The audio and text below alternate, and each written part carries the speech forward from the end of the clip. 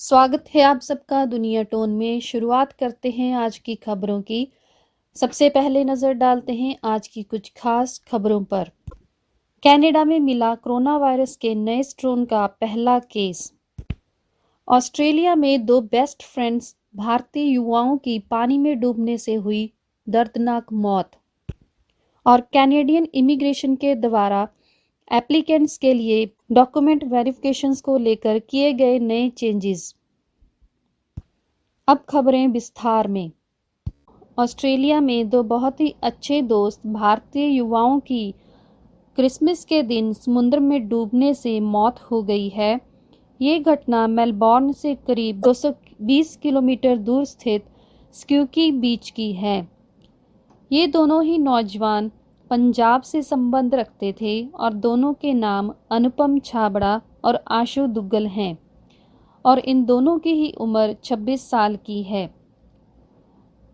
जानकारी के मुताबिक ये दोनों पिछले 20 साल से आपस में बहुत ही अच्छे दोस्त थे और ये दोनों करीब 4 साल पहले स्टडी वीज़ा पर ऑस्ट्रेलिया आए थे और दोनों ने एक साथ ही इस संसार को अलविदा कह दिया।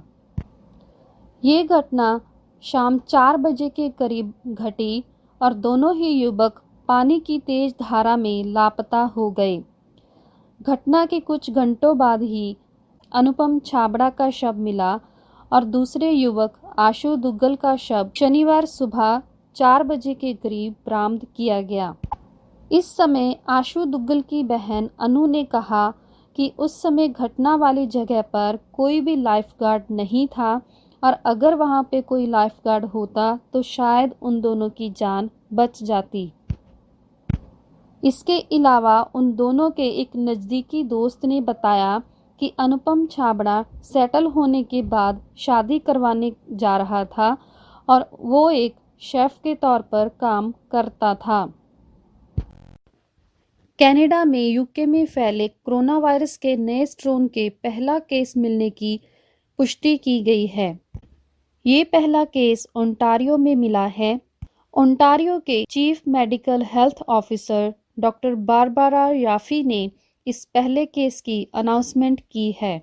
वायरस के इस नए स्ट्रेन का पहला केस डरहम रीजन के एक कपल में पाया गया है और इन दोनों को फिलहाल सेल्फ आइसोलेट किया गया है। हेल्थ ऑफिसर ने कहा है कि ऐसे में लोगों को जितना संभव हो सके घरों में रहने की सलाह दी जाती है और ये भी कहा है कि ज़्यादा से ज़्यादा हेल्थ गाइडलाइंस को फॉलो किया जाए। यहाँ पे आपको बता दें कि कोरोना वायरस का ये नया स्ट्रेन फ्रांस के समेत 8 और यूरोपियन देशों में पाया गया है और ये नया स्ट्रेन बुजुर्गों की बजाय यंग पीपल में ज़्यादा असर कर रहा है।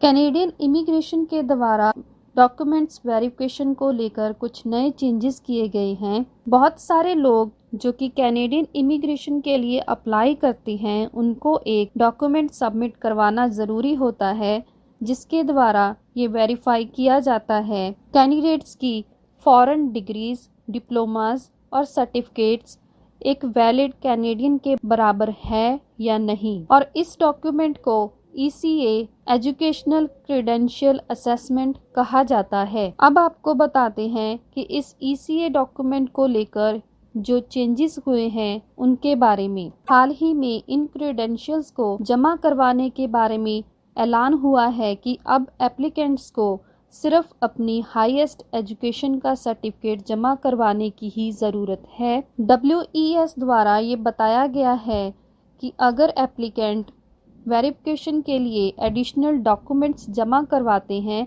तो उनका फाइल प्रोसेस स्लो हो जाएगा।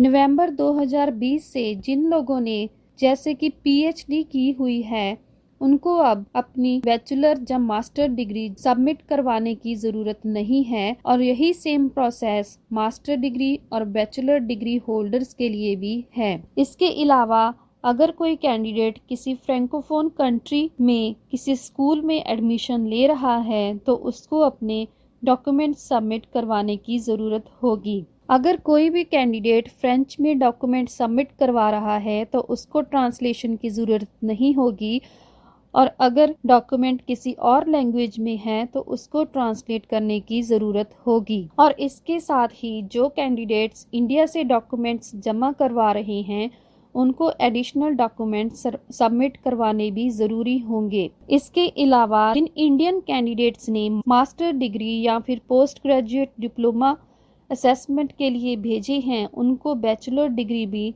सबमिट करवानी होगी। जो कैंडिडेट्स एक्सप्रेस एंट्री के द्वारा अप्लाई करते हैं उनको भी डॉक्यूमेंट वेरिफिकेशन करवानी होगी। ऐसी ही कुछ और खबरें जानने के लिए हमारे चैनल दुनिया टोन को लाइक और सब्सक्राइब करें और सबसे पहले नोटिफिकेशंस प्राप्त करने के लिए बेल आइकन को भी दबाएं। ये थी अब तक की खबरें।